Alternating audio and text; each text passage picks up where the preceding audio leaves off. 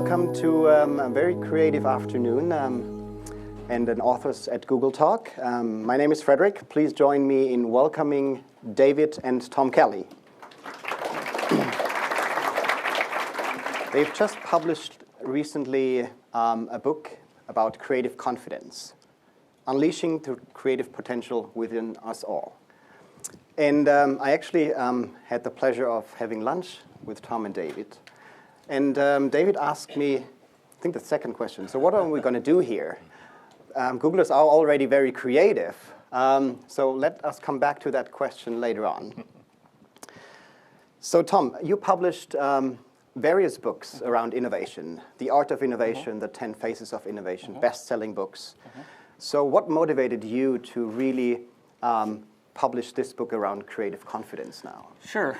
So this book is actually quite different than my other books. It focuses more on the individual. It's more about creativity per se, stuff like that. It still has a business audience, but it actually speaks to a broader audience. So we're a New York Times bestseller as of 2 days ago, and it's not in the business category. It's in the advice category, which is quite different. But why did I write this book? I mean, really, the answer is, 2 chairs away from me is my brother. Back in 2007, David was sick. David had cancer. Throat cancer, and they only give him a 40% chance of survival. And wow, in that situation, you confront a lot of demons, and that was hanging over our heads for a long time. I spent most of the year with him in 2007, and after chemo and radiation and eventually surgery, toward the end of the year, at least a possibility arose, became more tangible that he was going to survive, and you can see he's there. That's the answer 6 years later. And so we hadn't talked about the future all year. And so late in 2007, then we did. We felt like we had permission to talk about the future. And so as we did that, we made 2 promises to each other. Dave and I have worked together for almost 30 years. And the 2 promises were, one, that we would take a trip together, because oddly, we've never traveled together as adults. Our big trip was in 1967. We drove from Ohio to California, the big, the promised land. And so we just, in our work at IDEO, if one of us goes to a meeting in Grand Rapids or wherever, the other one doesn't have to go, right? And so we don't travel together. So promise number 1 is to do a trip together, and that became this really fun trip to Tokyo and Kyoto. 2 places that I really like, and I got to pick, so I picked. But then the other promise was that we would do a project together. David and I are not very good at leisure. We're not couldn't just hang out for some months together or play golf or I don't know, just not in our DNA. And so if you want to spend time together, you got to think of something to work on together. And so we said we'd do a project, and at that time we didn't know what the project would be, but the project became a book. It became the book called Creative Confidence. That's sitting right there. Yeah, I actually highly recommend being diagnosed with a terminal disease. Just don't get a terminal disease, but if you could fake yourself into really believing that for a while, it's kind of cathartic. It'll straighten you right up. You'll do all kinds of different things. Speaking of different things you did in your life, David, you founded a very successful company called IDEO. You also started an educational institution called the Stanford d.school. So you also started a revolution around innovation and innovators in general, and using design thinking as a framework to really push that forward. Can you speak a little bit about what you've learned throughout the years about innovation in general, but also about innovators? Yeah, well, I mean, we think of IDEO as a successful company, as this little thing, but you come here and it would fit in one cafeteria, it's not doesn't feel that, big a deal. But yeah, so the thing that's so IDEO's, there's a couple things. So one, I'm really proud of IDEO. You get a bunch of designers together and they give them a really difficult problem, fix the educational system in Peru, or, improve the experience of checking into the Mayo Clinic, or, whatever. And they come up with really wonderful, new to the world, viable solutions. And that feels really good. And at the D-School, it's d.school's successful beyond my wildest dreams, and you see people flip from thinking of themselves as not creative to thinking of themselves as creative, and it impacts their entire life. The number of people that will kind of come to me and say, this thing's changed my life, just feel, as an educator, it feels great, especially since for the first kind of 20 years of my academic career, I was the design guy. So when somebody important in the university came to see me, they wanted to know, where'd you get those shoes, or like where do I get cool glasses, Now they're coming with strategic questions about what's the future of higher education and can we work on that. So I'm just saying it's surprised me and it's really exciting. What I've found is that, we could go on and on about that, but if you just want to think about the highlights of what we found is, the first thing is that being human-centered results in new innovation. So if you think of that there's lots of companies and people working on coming up with new business ideas and then trying to understand how people might accept them. And then there's lots of people coming up with technology ideas and trying to figure out how the business side of that might work and how people might accept that. And we found that for us, for design types, the best approach is to come in from the human side. Like, what do people value? What's meaningful for people? And then go out and try to find technologies and business solutions to those problems. So that seems to be, for us, the number one thing. This empathy for people is the best way to lead to innovation. And the other thing is that this is a team sport, this innovation. I mean, there's the lone genius. I mean, if you've got Leonardo da Vinci on your team, you're set, But if you don't, then it's really important to have a team that's very diverse and that they work together. Like they have had different experiences and they have different points of views. And then if you can get them to work together and build on each other's ideas rather than just kind of show how smart you are by saying what's wrong with the other person's idea, if you can get to build on them. And what happened at the D-School, I believe, is that lots of things happened at the D-School. One thing I believe is that we'd been trying to do multidisciplinary stuff at the university for a long time, but you may know, if you've been in a university, that it's the opposite of that. It's in deep silos, and people are winning Nobel Prizes, and I would hope that they would keep doing that. I'm not trying to talk people out of going deep. I think that's very important. But we kind of miss things in between these deep silos of knowledge, and so what we found is that by having people from different disciplines, you get to these kind of big ideas that are between disciplines by using methods like design thinking and having these diverse teams that can build on each other. So that's the basic thing that's happened. You both write in your book that you want to make the world a better place through embracing creative confidence in our lives. At Google, we have a similar mission on making the world a better place through technology. So where do you see the parallels in what you're trying to achieve and what we're trying to achieve with technology? Sure. I mean, those two are not in conflict in any way, right? What we're seeing is this trend, this kind of maker trend that we're experiencing both in our teams and in the world at large, in which new technologies put creative tools in everybody's hands. There's that old line about, in the 20th century, kids watch TV, in the 21st century, kids make TV. I think they're talking about YouTube when they say that, right? And so, I think the two go hand in hand. I mean, we just maybe approach it from a slightly different direction. But there's one of the things that, we latched onto early on. There's a year or two ago, there was an Adobe study called State of Create, in which they, with an interest not unlike yours, they want to use technology to help people, and they're focused on creativity. And so they asked 5,000 people in 5 different countries about their beliefs surrounding creativity. One about the link between creativity and economic development. And 80% of people said unlocking creativity is critical to economic development, which we thought was great. But really interesting was the follow-on question. And they said, well, how about you? How about you as an individual? Do you have a chance to live up to your creative potential? In other words, do you have a chance to bring your whole self to work?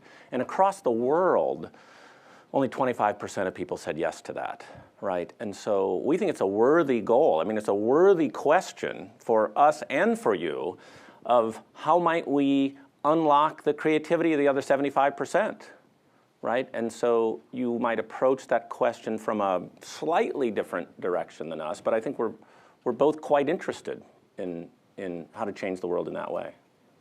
You just have 42,000 people on, we have 5. So coming back to that question, so how would you actually recommend organizations going about unlocking the potential of creative people in their organizations? Yeah, I'm not sure this applies to Google, as I said before, but what we find is that you have to have support from the top of the company that that the experiments are allowed to happen. But it's all really about small experiments. It's all about starting a bunch of little brush fires in different places in the company and hoping that they kind of catch on and grow together. So we, in all of our exec eds at the D.school, we're from the minute that people come to go through our program, learn our methods and stuff, we focus on what are they going to do when they get back. I mean, how do you implement when you get back? Implement when you get back, and how are you going to protect these ideas and stuff? Because one of the things early on is that people would have this cathartic experience and they'd go back, and the mass of the place, the habit of the place they were going to, was just too extreme for them to catch hold, right? And so we spend a lot of time trying to understand how you come up with these ideas in a way that can be accepted by the rest of the organization. Yeah, in cultures, there's a really important moment we've discovered. I personally have worked with 1,500 clients, and David, I'm sure, a lot more. And there's a really important moment in which a not yet perfect idea gets put on the table, right? And people look really closely to see how do leaders especially react to that. You've probably heard those stories about the tyrant boss who you bring in the unfinished thing, and they say, how would our organization be worse if you weren't here tomorrow? That kind of like, it's, like get out of my office because you haven't thought through every detail of this idea yet. But in great cultures, in creative cultures, the first instinct is to build on the idea. There's a process a skill we call squinting, in which you ignore the surface details and you look at the shape of the idea and try to figure out how could you make it better. And if the leaders of an organization are squinters, are the kind of people who look past the surface details, what we found is there's a better idea flow within the company. More ideas come up because you don't have to self-edit. You don't have to wait until your idea is perfect. You bring it out, in its embryonic form and say, well, I'm thinking about this, and because you're allowed to kind of think out loud about things. Here in the Valley, ask any venture capitalist, and they will tell you that all other things equal, the VC firm with the better deal flow wins, right? Because they're picking from 1,000 instead of picking from 5 possibilities, right? And so we think it's true with companies with idea flow, right? If you're the kind of company, and I know that in many ways you are, right? If you're the kind of company in which ideas get circulated all the time, and many fall by the wayside because they're not yet perfect, or because they don't pan out, but you still have this rich culture of ideas to choose from. What we found is those are the companies that succeed and sustain in the long run. So let's move from an organizational level to an individual level. I think that's very interesting.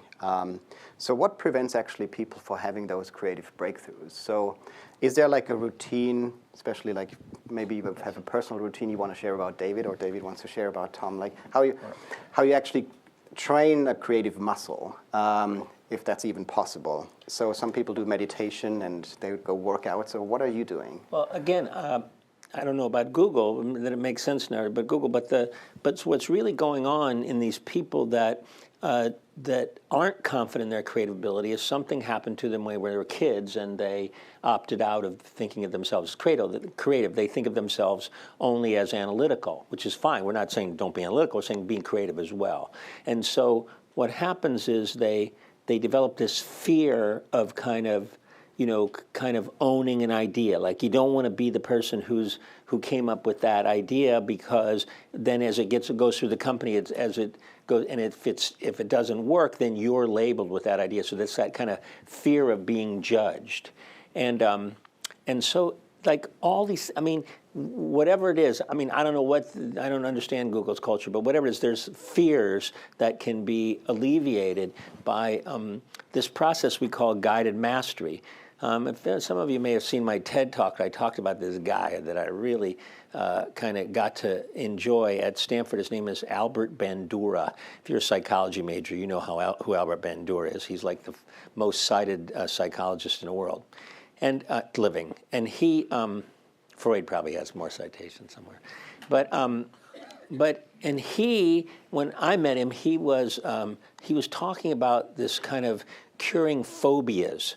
Now, we have, like lots of people that we run into, have this fear of being judged, and it turns out it's the same deal as far as how you get around it, how you change the way you think of that, of yourself. And so he was curing snakes and spiders phobias and stuff like that. And the way he did it in this thing called guided mastery is he takes people through a series of small steps, baby steps, and each one they're successful at it. So you're looking at the snake through the mirror, and then you're 15 steps later, you're standing at the door, your hand being held, then you get to a welder's glove, and eventually you touch the snake. But there's a guy who's got a near 100% cure rate of people with these kind of phobias, and they've had these phobias their whole lives, and they're not going outside or going on a hike because there might be a snake there, and he can cure them through this guided mastery. So what we feel, when you talk about the individual, we know at the D.school, IDEO, and place, if we take people who have this fear of being judged or of failing or whatever in the workplace, and we can take them through a series of successes. We give them a small project, just like your D.school. When you're at the D.school, we have a small, we have a small project that you can be somewhat successful at, and then we increase the complexity and the scope and the team size and all that stuff. And it's not that long after a few projects that you're thinking, oh my God, I am a creative person.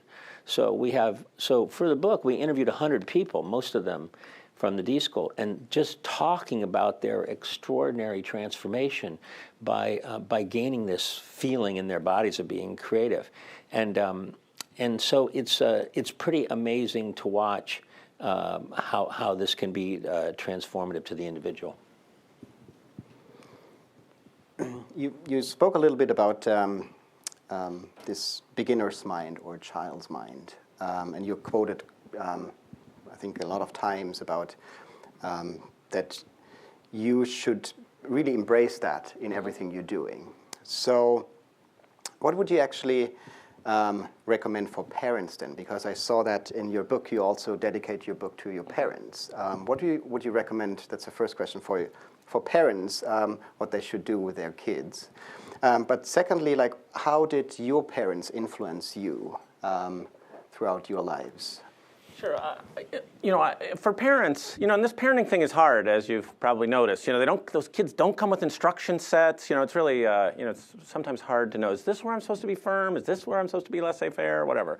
But just think about our parents. It wasn't that they were, artists or something. It wasn't that they, got out the finger paints with us every day. It was that they gave us a lot of space to do things, that they weren't quick to judge us or to kind of rein us in when we got a little creative. David and I took a lot of stuff apart as kids, including the family piano, and many of those things never went back together. That a piano, once you take it apart, it's actually kind of beautiful. There's 88 hammers. David's got those up on his wall, but nobody ever played that piano afterwards, and the parents never complained, right? And so I think it's just kind of permission to misbehave a little bit, permission to be creative, and you have this sort of nurturing environment that says, and it's still going to be okay, right? And so that's really what our parents did for us, and that's what I've tried to do for my kids. It'll be called benign neglect, right? I mean, so we got away. The one I remember the most, or I've been told the most, that was hardest to take was, so I was 12. I got a brand new red Schwinn bicycle. You can imagine that's a big gift. We're a relatively not that well-heeled family, and so Schwinn bike was a big deal. And somehow the next day I took it out and sandblasted it and painted it fluorescent green. And so I can imagine that was a little hard to look the other way. Well, speaking of fluorescent green, so okay, that was David's bike, and so it's kind of his to do whatever he wanted to. But he came home from college. He went to Carnegie Mellon as an undergrad. And he came home from college freshman year, and he got 4 shades of green paint, including fluorescent green, and painted a stripe like 4 feet high and 40 feet long against the back wall of the house, right? And you can imagine a parent in a small town in Ohio being not sure about that, right? But that green stripe's still there all these years later. Yeah, you're mostly too young, but this was the era of super graphics. Right. So what changed about David? What changed about that? Great. What changed about David in over the years then? Like you spoke about when he was 12, but what's really now when you say like, oh, David, that's really where you are childlike, not childish? Sure. So, there's that great quote from Picasso. He says, every child is an artist, and the challenge is to remain an artist after you grow up. And the thing about David, so David and I are quite different as kids. And the thing about David is he had indication, there were tells, even as a small child, that he was going to be creative, that he was going to become a designer one day or something. Whereas I was the opposite. You couldn't have spotted it in me. And so I think that there is, for a lot of you might have fit David's pattern more as kids, but the fact that I could cross over that line, I think is good news for lots of people out in the business community and beyond. Because I wanted to be a lawyer, for God's sake. What was I thinking? I'm not sure. Got the GMAT, abandoned that, but got an MBA, worked for an accounting firm, worked for 5 years doing spreadsheets, first by hand because we didn't have those computer things, right? And then, on the early laptop machines. And so I, at age 35, no indication, right, that I was going to have a chance to have a creative life. And so this is good news because you can decide today, you can change later in life. And so I just basically immersed myself in the creative environment at IDEO and gained creative confidence in that process. And so, you could spot the stuff in David, but yeah, hard to tell in some of the rest of us. So 2 more questions, and then I want to open it up for the Googlers to ask questions to you. The first one is when you think about what's next, so in the next 5 to 10 years, I think that's a time frame we as Googlers think it's way in the future, but it's still something you can somehow guess what's going on. So what are your plans? You started a successful company, you started a successful educational institution, you wrote various books really successfully. So what's next?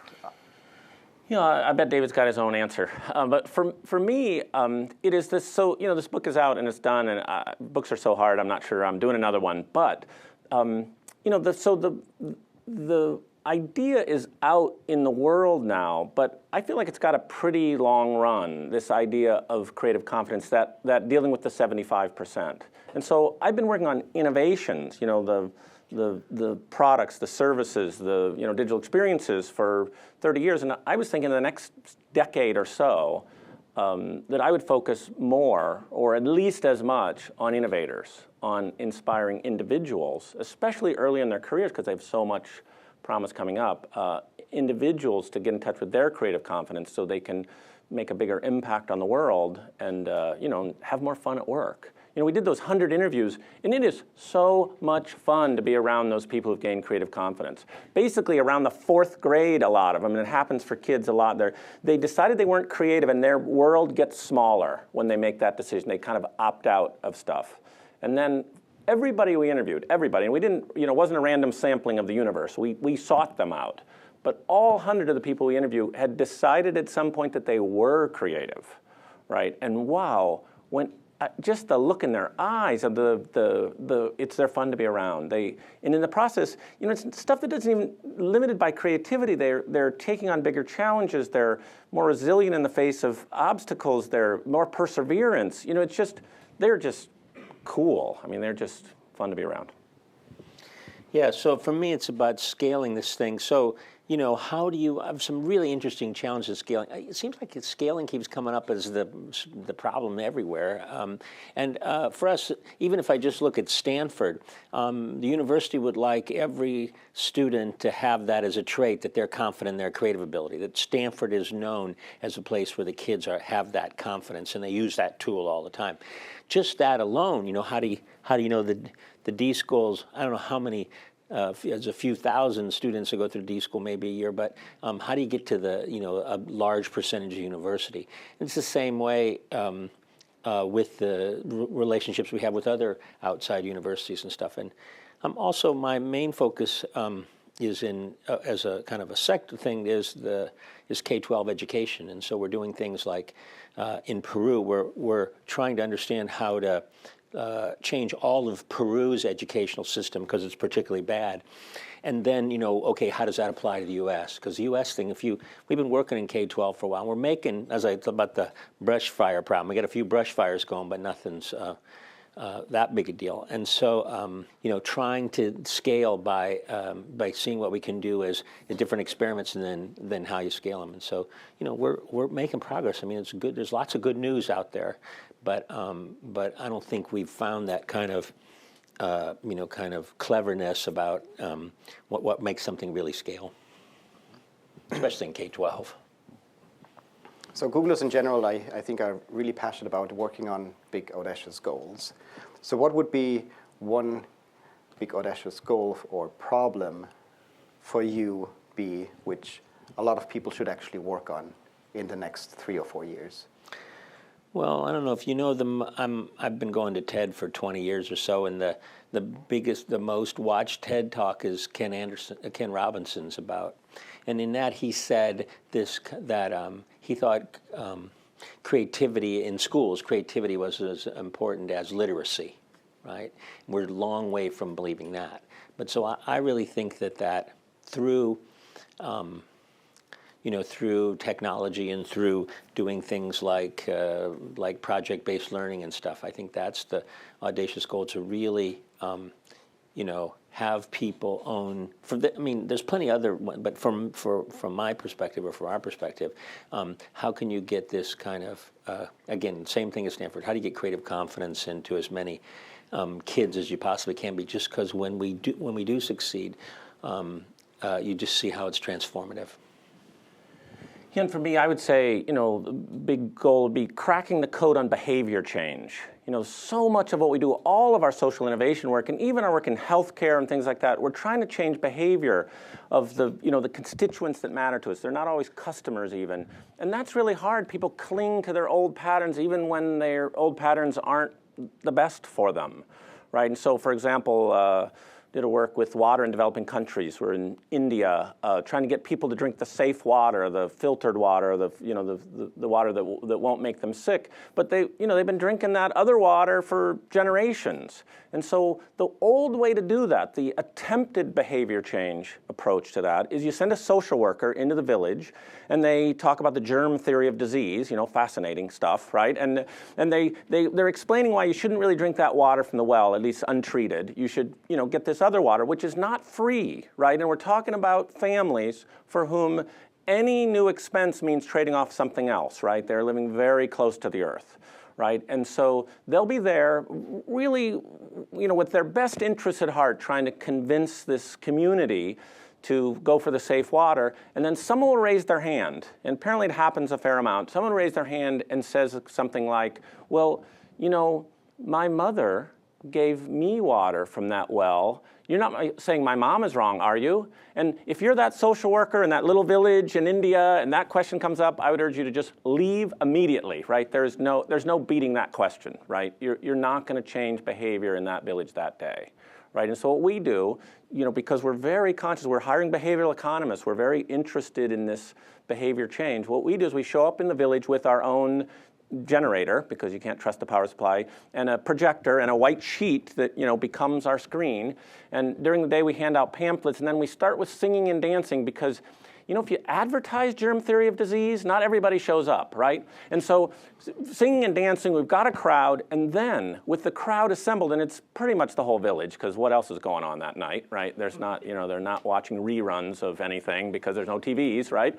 And so we got the attention of the whole village. We hook up a microscope to that projector, and we show them a drop of the water they've been drinking for generations, right? And we don't have to check in advance. It is alive with small animals. It is really scary to see your, filthy water in that way. And then we go to some local supplier of the safe water, and we put a drop of that on. And it's not always perfect, by the way, but it's always way, way better than this really scary-looking water with the animals in it, very small animals. And then we ask a different question. Right? And the behavioral economists call this choice architecture, which is the ability to frame the question in a way that people make answers that are true to their belief system. Right? And so now they've seen the unsafe water, they've seen the safe water, and we say, never mind your mom, right? Your mom did the best she could. We address them as parents, and we say, okay, now that you've seen it, now that you've seen the water in this new way, which water do you want your children to drink? Right? And if you can frame that question in that way, people will change. People will give up a little something else in order to have the safe water for their families, right? And so to do that with diet and exercise, to do that with planning for retirement, or saving for college, or the 1,000 other things, energy usage or recycling or things, that's a big thing to crack the code on. Right. Thank you. So we have a microphone over here. If you want to please start lining up and ask your questions. Hi. Yes. So I have a question that's actually kind of on the opposite end of the spectrum of what you've been talking about, and that's being overwhelmed by the opportunity to be creative and come up with ideas. I think I speak for a lot of people, but perhaps I've just been fortunate, but in my role and experience at Google, I've been in a lot of situations where the support for creativity and the opportunity to create ideas creates just an overwhelming set of options, and teams can just spin and spin and spin coming up with ideas, all of them great, but you run out of time and even energy to reduce them to actual practice and get things done from that perspective. So curious as to what your experience in a place like the d.school, where likely there is a lot of that going on, is how do you stop that, and how do you just move forward with an idea or a select set of ideas and get them working? Right. So I totally believe you that that's a problem at Google, and I'm going to go on record and say, in the other 99.9% of client organizations I've worked with, this is not their problem, right? So, but nevertheless, you have this issue, and so what we would recommend in a situation like that is find the quickest, cheapest way you can prototype the alternative ideas, right? Because in the prototype, you kind of bring them to life a little more, so that it gets just a little more tangible in a way that reasonable people, that would be customers maybe, could look at it and say, oh, I would totally go for that, or like, oh, no, I would never use that, right? And so if you can, if you have lots of ideas, but you can prototype them all up to a level in which you can get good feedback from it, then the kind of winners will start to emerge. And you probably do that. But the thing has to do with, back to empathy. We really believe that that even at Google, you're not deep enough involved with the people that you're trying to make raving fans. And they will, my experience at d.school, you asked about the d.school, I can tell you, yeah, there's tons of ideas, there's so many ideas, but we just keep going deeper and deeper with the people we care about, with the extreme users, with the central personas and stuff. And it just seems that they just more quickly resonate with some things than they do the others. And then in this prototyping way, it just seems to, it goes to, like you take the Pulse news reader or whatever that those guys did at the d.school. It's like the users will take you in the right place. You're trying to go to a really special place with a group of people, and So I just doubled down we at the D.school just doubled down on trying to understand them more, because we have a tendency to go back to our offices or our teams and sit around and talk to each other. And so by being out there in the messiness of people, where they're going to use this, it seems like is the only thing we really have. By the way, we're doing a lot of work with open innovation, out in the world. It's called Open IDEO. The current challenge is actually about creative confidence. But we'll ask a question, people submit ideas, and then they participate. The open innovation community participates in evaluating the ideas. And we've now worked with companies, there's other people unrelated to us, doing this internally, where it's open innovation, but it's only open, within the company, in which the collective community of the company judges and says, "Wow, we really like this idea." So you've got the more than just like what your boss likes. You've got what the whole community believes has value for the future. I was just going to ask. I think in the 10 Faces of Innovation, you discussed the group of, I think it was 5th graders that you worked with, or 5-year-olds. I forget what the number was. I was just wondering how that's been going since then, if that's something you guys still use. So this is a question about an old book. 5th graders we work with, don't know. But here, that prompts a story, which is one of the favorite of the 100 people we interviewed. There's this teacher, teaches the 5th grade. Her name is Marcy Barton, and she has been teaching for 42 years. Right, and so I'm sure you've had those kind of teachers. 42 years in, they developed their syllabus, like 41 years ago, and they've been in full implementation, repetition mode ever since. And that doesn't quite describe Marcy, but so Marcy comes to the D.school. She comes to a 2-day program for educators. And by the way, I'm going to sound like a paid spokesperson for the D.school. I'm not a Stanford guy at all. I'm a Berkeley guy, right? So anyhow, but Marcy is an amazing person. She comes to the D.school for this 2-day program, and based on that 2 days, she basically changes her life. She reinvents her curriculum from scratch after that 2-day seminar, and she does all project-based learning with her kids now. And so instead of standing at the board and talking about, the immigration of the new world, she turns the desks upside down and puts the kids inside and wraps it with craft paper. Now they're in their ship going to the new world, and they write their constitution while they're in the ship. And then they get there, they use their math skills and make a perfect scale model of the community. And everything is a project. And her kids have done remarkably well. And she says, Marcy, at one point in the interview, she says, my kids are wonderfully more creative and they're engaged, and she says, and write this down. And I'm thinking, Marcy, we're taping this interview, but anyhow, she still wants to write. And she says, and tell those parents my kids do better on the standardized test too. She says, of course they do better on the standardized test. She says, my kids are engaged every single day of the school year.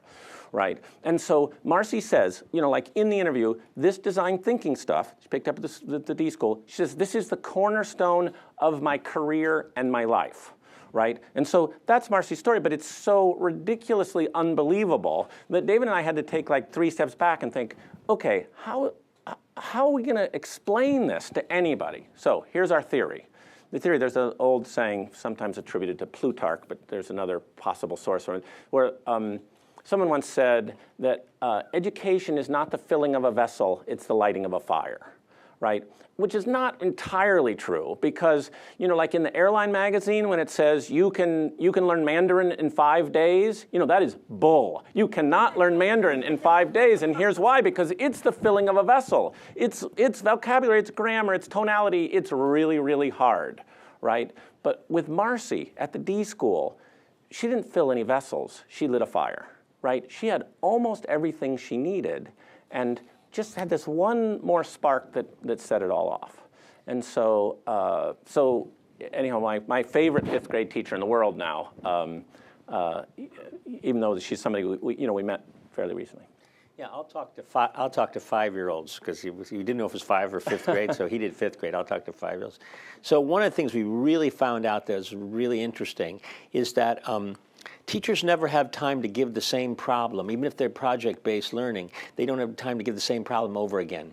And it turns out that there's so much learning in becoming expert in doing the same project over and over again, right? So you give them the project, and then everybody in the class comes up with their ideas, and then you've learned so much, you become more expert because you have your ideas and you've worked on it, and then you have all the other ideas and then you do it again. So we experiment with that, where the same project given 3 times. And so I'll just tell you my favorite 5, the kindergarten class.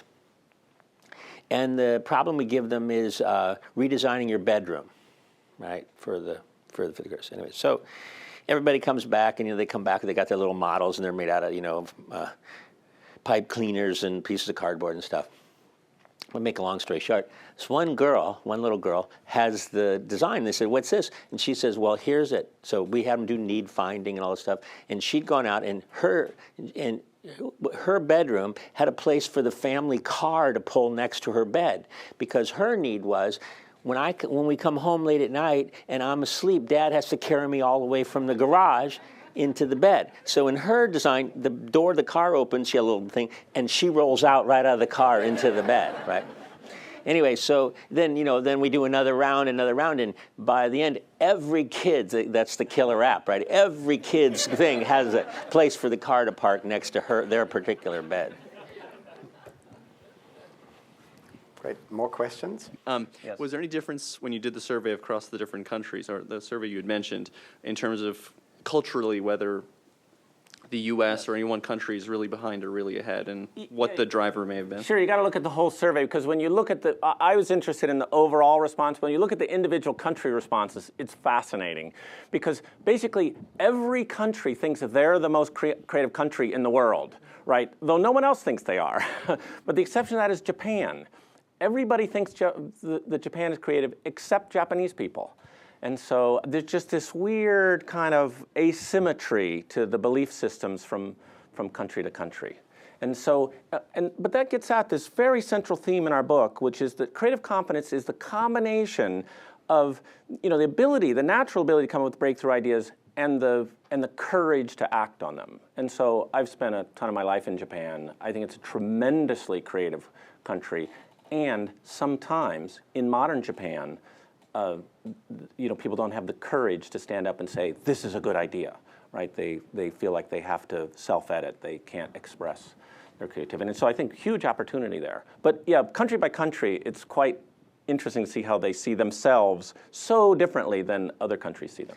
Well, and users, we do user research in all over the world constantly. And I remember a while ago, people are completely different in their desires. So you can't just. So I remember a vacuum cleaner company asked us to design a world vacuum cleaner. Like one vacuum cleaner that they could sell everywhere in the world, and it was hilarious, because you go around and talk to people about vacuum cleaners, you realize just how different the cultures are. There are places in Asia where they wanted a really technical vacuum cleaner that counted dust mites and was quiet and small and stuff. And people in the United States want some big piece of metal that makes a loud sucking noise, right? And so it was not possible to do a world product, at least in this physical things. You guys have a better chance of that, but. Have you guys had any instances where the design approach didn't work or it failed, and then what did you guys do about it? Sure. Have we had failures? Yeah, you bet we have, right?